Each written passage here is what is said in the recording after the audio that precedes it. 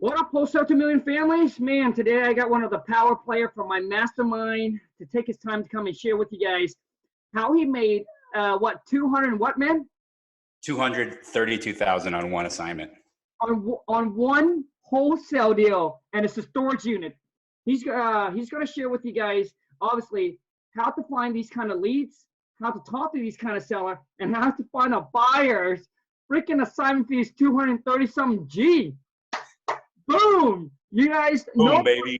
Yeah, no further ado, man. Let's put your hand together and help me welcome Fernando. What's going on, playa? Hey, man, I'm doing well. It's good to see you again. You staying safe and sane right now? I'm trying, bro. I'm trying, dude. No corona right now. I'm laying out on corona right now, man. But you guys, Fernando and his partner Steven, man, these two guys are super down to earth. They're super freaking funny to hang out with, easy to talk to, and they add a ton of value to the CG mastermind, man. So I'm so excited, bro, and I want to say, Fernando, thank you so much, man. Yeah, thanks for having me. So Fernando, for those that obviously don't know you, man, could you share a little bit about your story, your background, how you got into real estate and all that, bro? Yeah, man. So let's start from the beginning. So I'm the child of two immigrants from Brazil. And when they came to the United States, they had the old school American dream, right? You go to school, you get really good grades, and then you graduate, you get a good job, and you work at that job for 40 years, and you retire with a pension, right? Well, obviously nowadays that's not the case anymore, especially you see right now with what's going on with the coronavirus. You know, there's a lot of people that are getting laid off from jobs they thought they would have for the rest of their life, right? So I'm growing up. At age 16, I read the book Rich Dad, Poor Dad, like a lot of real estate investors. And at that point, I realized, hey, I'm going to be a business owner. I didn't know exactly what type of business I was going to run at that point. Then I go to my dad and I say, hey, Pops, you know, this book taught me a lot of really good things. There's a lot of value to running your own business as opposed to working on someone else's dream. And he said, hey, I completely understand, but you still got to go to college. You got to get a degree. And he basically gave me the Henry Ford answer where he said, you can go get any degree as long as it ends in the word engineering, right? So when I'm 19 years old, I'm going to University of Illinois to study an engineering degree, ag bioengineering. And at age 19, I run my first company. It was a painting company. So after class, I would call a bunch of these leads that I would gather on the weekends, offer to give them a paint job, and then over the summer, I would employ my friends to go paint those houses, right? So as a 19-year-old, I think that first year I netted like 65 G's, right? Crazy, right? So I was like, okay, this business thing is awesome. So I end up graduating with a ag bioengineering degree. I go work for a Fortune 50 company, and within 6 months, I realized that it wasn't right for me. By the month 13, I actually quit my job and started wholesaling full time.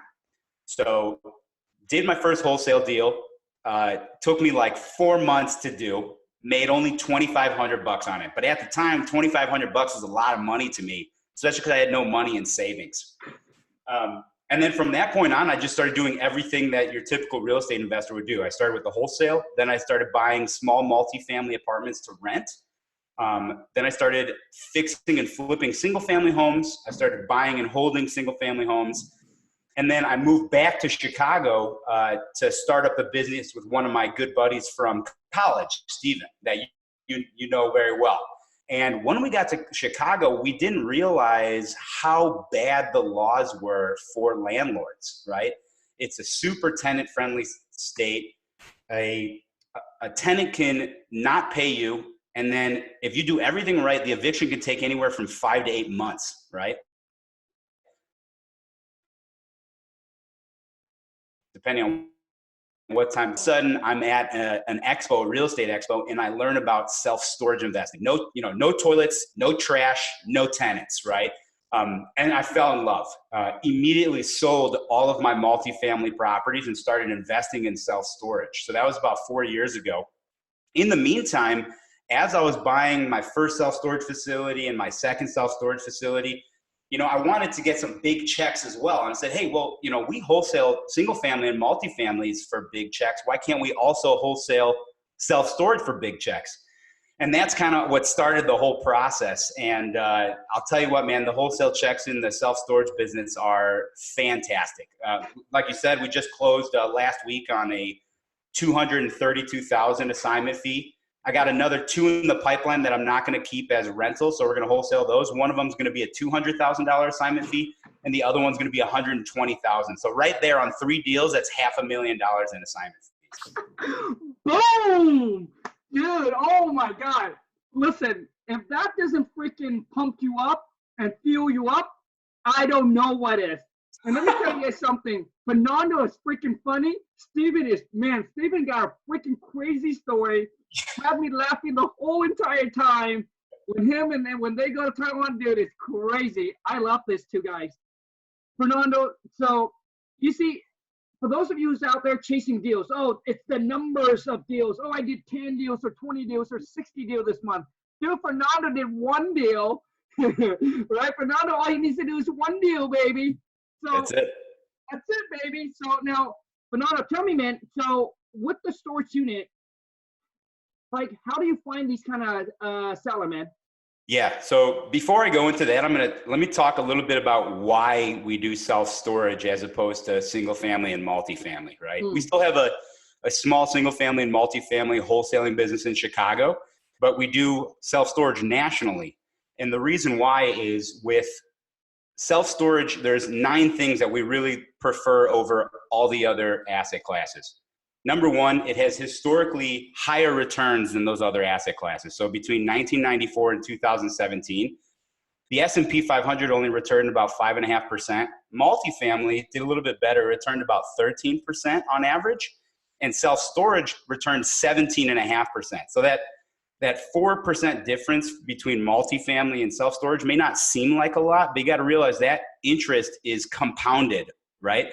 So if you look at that 4% compounded, if you invested $100,000 in the S&P 500 in 1994, that money would be worth about $500,000 in 2017, right?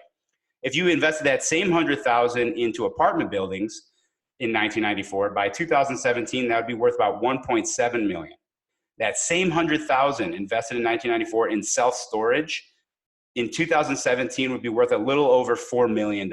So that 4% compounding is over $2.5 million more return than apartment buildings. The second thing is, okay, well, if the property, has really high returns, that must mean it's really risky, right?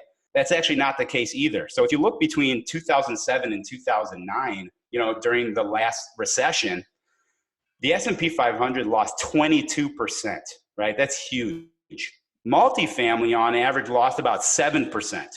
Self-storage on average lost about 3.5%. So much less risk, right?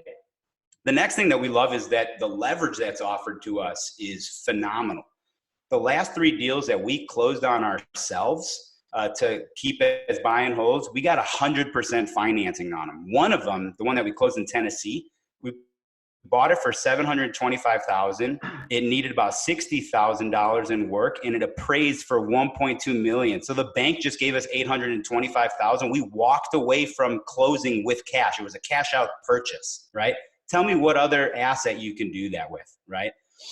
So the reason why we get such great leverage is because the banks historically know that self-storage has the lowest default rate of any real estate asset class. And in the rare chance that it actually defaults, the loss to the bank per the default is much lower than other asset classes. So for example, in, let's say, January of 2018, multifamily loans were defaulting at about 1.8%. Office buildings were defaulting at about 7.5%, and healthcare was defaulting at about 11%. Self-storage was defaulting at 0.04%, just to show you the scale, the 10x, times less default. And then on those defaults, self-storage, every time there's a default, the bank would only lose about 0.8% of the value of their loan, whereas in multifamily it was 4%. Healthcare was like 5 to 6%. Retail was up to 7% of a loss to the bank. So the bank realizes that it's safer for them to hold these loans on their books than any other real estate asset. And that's why they come to us for this types of leverage, right? Wow. There's a couple other points that I'll just gloss over because we don't have a lot of time here, but a lot easier management, right? I can manage 1,000 units of self-storage with maybe 1.5 people, whereas 1,000 units of multifamily, you're going to need 5, 6 property managers, right? It's a fragmented market. Over 75% of self-storage are owned by mom and pop investors. They only own 1 or 2 facilities, right? With multifamily, most of the multifamily properties are owned by these big conglomerates, these big real estate investment trusts, okay? The best thing that I really love is instead of, with multifamily, you're guided by tenant landlord law or eviction law, which is really, it's not really good for the investor. It's always more in the tenant's favor. With self-storage, everything is guided based off of lien law. So there are no evictions. Everything's an auction. If you don't pay me within 30 to 45 days, I sell all your stuff. I get all my money back and I have a tenant the same day moving in. No turnover costs, no waiting, no having to list it with a real estate agent to go get a tenant. It works so much better. And then it has all these additional profit centers other than rent, right? Multifamily, you're maybe getting rental income. You're maybe getting a little bit of maybe laundry income, right? With self-storage, I could rent rent trucks. I can get boxes and moving supplies. I can sell cell phone towers, billboard income. I can sell tenant insurance and get a portion, up to 60% of that premium. There's all these different factors, right? So that's the main reason I love self-storage over the other asset classes. And I put my money where my mouth is. As soon as I learned how great self-storage was, I sold all of my multifamily, almost 50 units I sold in a period of about 18 months and reinvested everything into self-storage. So let's get to the part that you really care about. How do you find these people, right? So I had a 3-pronged approach. Number one, because I'm a wholesaler, what are we good at? Direct mail, right? We know how to find these people. Wholesalers aren't real estate companies, they're marketing companies. We have to market for sellers, we have to market for buyers, right? So here's what I did. There is a land classification system called the NAICS. NAICS. It classifies land use. So all self-storage facilities are classified under one code. That code is 531130. 531130, okay? I went to my local data broker. It could be ListSource, it can be a private company. We use a private company based out of Chicago here by us. And I said, hey, here's the code I want you to use. Find every facility that meets this code. But then before you send me those leads, I want you to scrub out all the big time guys, okay? I want you to take out the top 100 operators because they're never gonna sell to me at a price I want. So take those guys out. And then I also want you to scrub out the top 50 professional management companies for self-storage because they're never gonna sell to me at a price that I want, right? I don't want any professional investors. I only want mom and pop owners. So he gave me a list. I started with a list of 24 states and I narrowed it down to about 7,000 leads, okay? Then I just sent them letters, just like we do as wholesalers. I say, hey, my name's Fernando. I just bought a self-storage facility. I'm ready to buy my next 2. Would you be interested in selling? We give fair prices. Just give me a call. All I need is about 5-10 minutes to gather some information and I can give you an offer, right? So that's what we did. And from that one list of 7,000 sellers, we purchased for our personal portfolio, $11 million worth of self-storage facilities. That's kicking out roughly probably around $450,000 a year in NOI. And then we also have one of those deals was a wholesale deal that we made that $232,000. The other 2 are also wholesale deals, one for $200,000 and the other one for $120,000, right? So from one list of 7,000 leads, I was paying maybe 25 cents a lead. I increased my assets under management by $11 million and then put $500,000 of cash into my pocket. Right. Dude, Fernando, man, your whole thing, man, it got me captured. Very, very interested, man. So it's like you're not just talking to the audience, bro, but you're talking to me too, man. So let me ask you, this is exciting, bro. So So you get this list from List Source? So I use the local data broker, and if any of your listeners or subscribers want to just shoot me a quick DM on Instagram or Facebook, I'll connect them with my guy at my data company and tell them, hey, give Kong's people the same list you gave me, right? And I'll connect you. But yeah, you can pull these things off a list source. You can anywhere that provides data. I personally like to use smaller data companies because when I have a data analyst I can talk to personally on the phone or go visit their office, we can get a lot more synergy and I can get what I want done a lot easier than having to try to play around with, like, say, list sources, this drop down, click these types of lists. I want a guy to create a list for me custom based on what I'm asking for, right? Man, you guys, let me tell you, man, Fernando this guy here, man, is a true go-giver. And what he did for me in CG is absolutely incredible. So imagine if you don't have to go find buyers anymore, where you can actually list your wholesale deal on the MLS. That's what Fernando did for me, man. We just listed our first wholesale deal. I think it was 2 days ago. I'll keep you guys posted. I'm actually going to do a video and post it on Instagram today. But dude, thank you so much, bro. I think that will be a game changer for those that can do that. And obviously, if you'd like to hear more about it, just comment below, and maybe I'll do a video on it and post on here.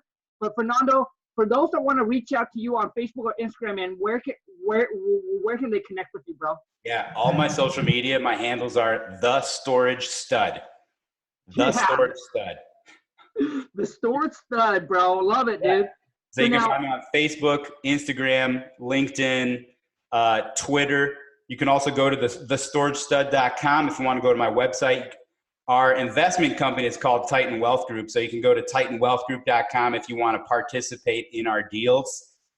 We also partner with new investors. So say you don't know what you're doing. My whole thing is don't worry about step Z, right? Get step A down first. Find a self-storage facility. Don't worry about how to close it or find a buyer or anything.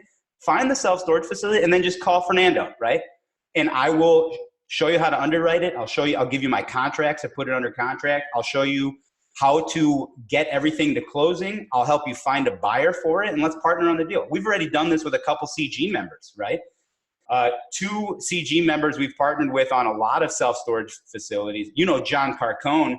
John Carcone found a self-storage facility in Alabama. He called me up, and then we ended up doing the deal with him, got a really good deal on it. He found another 2 deals in Kansas that are worth $5 million. We got those deals under contract, and then we actually created a seller finance second position on those 2 deals by tapping in Eddie Speed over at Note School. And he came in and helped us negotiate this crazy creative seller finance deal that basically gave us free money. It's awesome. You guys, listen, I think this is what's mastermind for. They're super powerful because you can, you don't have to know everything. You don't have to get everything figured out, right? You just need to do one thing, and then you get people that knows how to do the rest, and they just comes in and really helps you out. And I remember this quote, man. It said, what is it? It said, if you want to go fast, go alone. But if you want to go far, go together. Right. And that's what we've done. Since we started, we were always pro partnering, right? It's all about abundance mentality. Don't be scarcity mentality. Don't think that you need to squeeze every little penny out of a deal or screw people over to get an extra penny on a deal. Because guess what? You may make more money than the straight and narrow guys on your first couple deals, but then all of a sudden your reputation is going to precede you, and no one's going to want to do deals with you. No one's going to want to be around you. Whereas when you're acting from a place of abundance and you give and give and give with nothing in expectation in return, guess what? That starts coming back to you 10 and 100-fold. Some of the best deals we've ever done are partnerships with people where we just help them, not expecting anything in return. And all of a sudden they call us back a year, 2, 3 years later and say, hey, Fernando, I got $5 million. What can we do with this? I got $1 million. What can we do with this? Right? Oh, man, incredible. Okay, so you guys, I don't know about you, but Fernando, yes, I want to connect with you, bro. And basically, dude, I'm going to reach out, give me the list. I'm going to do what it is that I need to do in my states once I get that, bro. And then I'm going to send over, and I'll have you do the rest. Yeah, man. And one thing that I would love to learn from you, Khang, Man, your virtual assistant game is on point. You know, we have 3 virtual assistants right now, and we want to move our single family and multifamily business completely virtual, and then 80% of our self-storage business virtual. So I'll gladly show you how to do this self-storage thing if you can show me how to get my VAs in line and get them to, you know, really perform like yours do. Done, dude. Done, done, done. See, you guys, for those of you who haven't met Fernando in person, dude, he's super freaking funny. All right. And like I said, this guy, man, him and Steven are truly go-giver, and they do what they say, man. And I share this, you know, on my Instagram and on TikTok. Stories, right, is what connect people. But character, man, is what keeps the relationship, right? So people, when they hear your story, they can relate to you, right? And then they want to connect with you. But character, it's exactly what Fernando said, man, right? If you try to pen and pinch everything, if you try to squeeze every dollar out, dude, character, who you are, do what you say and say what you do, dude. It's what actually keeps the relationship long term. So now, Fernando, so the thing is, like, do you teach people to do this, man? Yeah, so I just kind of help people as they go. Now that there's been a lot of people, you know, reaching out and asking me, I think the best way to kind of use my time is to create some type of coaching program. So I'm working on that right now. It's probably not going to be ready for another 3 months or so, 3 to 6 months. But yeah, right now it's just kind of if you got a deal, if you found a property, a self-storage deal, just reach out and I'll partner with you and I'll teach you how to do it all the way through. You can just literally sit right next to me as I'm doing the negotiations, as I'm putting the deal under contract, as I'm finding the buyers, as I'm doing the underwriting on everything. Dude, that is amazing, man. So listen, you guys, for those of you who are starting out, you know, and I say this a lot too, it's that, you know, just like Fernando just said, man, do step number 1, right? Yeah. And then if you want to learn a lot, man, it takes a long time, right? To learn how to do everything. Dude, do step number 1, right? And just like Fernando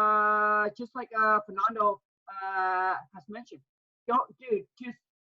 I would do step number 1 first, right? And reach out, and then connect, and then have Fernando kind of do the whole, dude, once you do a couple of times, dude, you can go off and do on your own if you wanted to. I got a great quote that I always think about, especially when I was first starting out in real estate about 5 years ago.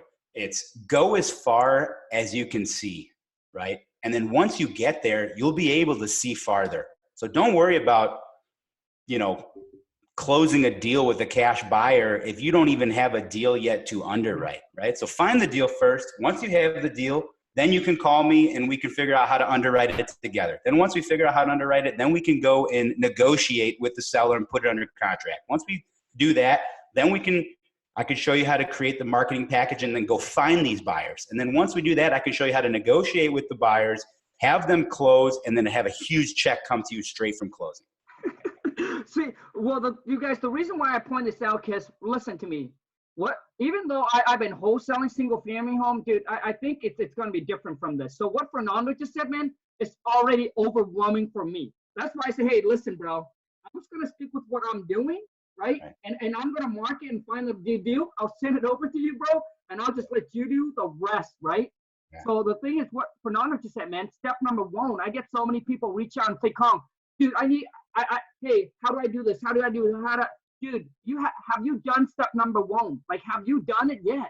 If you haven't sent out your marketing, well, do that first. If you haven't talked to seller and locked the deal up in the contract, do that first. All right. So, hey, Fernando, let me ask you this, man. What type of buyer would buy storage? Like, is it different than single family and multi? Yeah. So this is one of the greatest things that I learned as far as on the wholesale side from the smaller deals moving to the commercial deals, right? A small self-storage facility, the smallest one that we've wholesale was 300,000, right? That was tiny. Some of the bigger ones that we're doing are in the $4 or $5 million range. So your buyer's a different type of buyer. You know, when a single family buyer, there's always a risk that they don't have the money or they might get denied by the hard money lender, what have you, right? With self-storage buyers, it's less emotional because it's all about the numbers. That's how self-storage is done. It's not about what block it's on or where, you know, the kitchen is located or what color it is. What they care about is what is the cap rate, right? What is the NOI that's coming to me? These types of buyers have much bigger pockets, right? Because they're buying $1 million assets 2, 3, 4 times a year, as opposed to your small single family buyer that may only buy one deal and he's trying to pay for that deal using credit cards. You're not going to find a self-storage buyer that's going to pay you with credit card money, right? You're not going to find a self-storage buyer that's going to pay you with hard money loans. Most of these deals are either done cash, or they're done with a line of credit, or they're done with a bank that's already lined up and the bank's willing to do it, right? You don't have to worry about, oh, you know, we're not allowing conventional financing on this one. Conventional financing is perfect for self-storage because the banks love it, you know? Gotcha. So now, let me ask you, bro. Typically, once you got a deal under contract to find a buyers, how quick is the closing, man? What's the time frame? 45 to 60 days. So that, let's talk about that last deal I did, that $232,000 assignment fee, okay? It's a small facility, or I say small. It's an $800,000 facility in Hiawatha, Iowa, okay? We got under contract at $800,000. We got all the finances. We got all the paperwork. Once it was under contract, we immediately looked at our underwriting and said, okay, what would the market pay for this, right? And it was probably worth about $1.2 million. And we said, okay, but if we want to be good wholesalers and we want buyers that are going to be repeat buyers, we got to give them a slamming deal, right? So what we ended up doing was we found a 1031 buyer. He was just looking for stabilized income. He didn't want to do any value add. He just wanted a deal that's kicking out cash every day, right? We gave it to him for $1,032,000, right? So we gave him a $168,000 discount on that deal, with it already pumping out cash day one, and he totally loved it. Plus, he was in a bind, right? He just sold a bunch of properties, and he had 180 days to reinvest that money into an asset that was of equal or greater value, or else he was going to get hit with a $300,000 tax bill, right? So he was totally open to buying the self-storage facility as soon as possible. And because it was a 1031 deal, that means he was a cash buyer. He brought $1,032,000 cash to the table. Dang, bro. Man. So now on that one, Fernando. So what does the closing cost like with that? Is it pretty much the same? I mean, they're much higher than single family, right? So I'll pull up the HUD for you, so you can see exactly how much it was. All right. Now, Fernando, do you have like, I know that you're also a realtor in Chicago, right? Yeah. Mm-hmm. So do you guys have like a meetup or RIA or anything like that? Yeah, not yet. So that's another thing that a lot of people have been asking me to start, is some type of meetup group or RIA group. So I'm definitely going to be doing that here pretty soon. I just got to wait for this whole coronavirus thing to, blow over. Maybe I just start up a virtual meetup. Yeah. Do you think, would you or any of your listeners out there, is that something that they would be interested in? Well, we shall find out. So you guys comment below, reach out to Fernando and hit him up on Instagram or Facebook or LinkedIn, and let him know that if you would be interested, if he hosts like a webinar class, like like an online web class. Because the reason why I asked that, dude, you're such a go-giver, man. Because most people, when they start teaching people, they're afraid to give they're afraid to like give information, right? Dude, yeah. But you're such a go-giver, dude, that I think that a lot of people is going to get a lot of value out of this, man. I appreciate it, man. I appreciate it. Yeah, so it looks like closing costs on this one were we had about $5,800 for bringing the taxes current.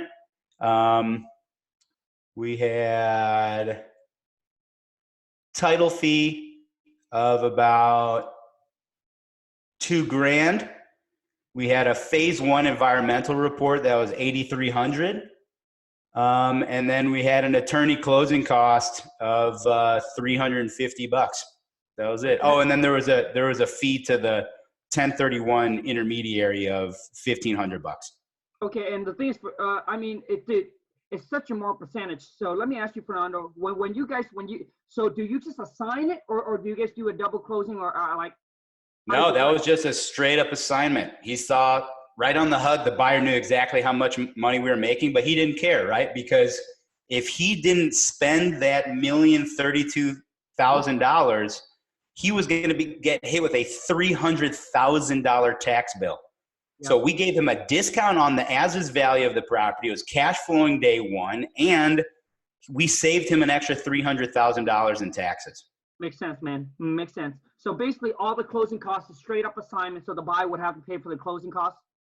Yep. We didn't pay any closing costs. My net fee was $232,000. That's how much the check was. That's what I want to hear, baby. Fernando, dude, this is so awesome, man. I mean, dude, this interview here just sucked me in, bro, because this is a whole new thing, and I'm excited. So hey, link me up with that guy. I'm gonna start doing some marketing, and let's see what I can find in my area, man. Yeah, let's do it. Awesome. Fernando, before we wrap this up, man, any last words that you want to say to the viewer, the audience, follow, subscriber? Yeah, so we have a couple projects we're working on here coming up, some bigger projects. I have one deal that's a $12 million project. And then I have another deal that is going to be a combination, a portfolio of about 7 properties. That's going to be also around 12 million, 13 million bucks. So I know there's people out there that they're trying to think, hey, what do I do now that the stock market has crashed and my tenants aren't paying me rent in my single family and multifamily homes? You know, give me a call. If you guys want to participate in my deals, I always like bringing in partners into my deals. Awesome. And one more time, Fernando, how do people get a hold of you? Yeah, so at Thestoragestud. So my handle on all my social media is Thestoragestud. You can go to thestoragestud.com. You can even just Google my name, Fernando Angelucci, or you can go to our investment website, which is titanwealthgroup.com. Dude, that is a sick last name, bro. Say that one more time, dude. My last name? Yeah, bro. That's a sick last name, dude. It's Fernando Angelucci. So Angelucci. Awesome. Fernando, I want to say, man, thank you so much for your time. Really appreciate it. I hope everyone that's watching, I hope you guys get a lot of value out of this. You guys want to partner in any Fernando's deal, reach out to him. And you guys, thank you so much for watching. Until next time, take care. Thanks a lot, Fernando. That was awesome, bro. Thanks, Khang. Later, bro.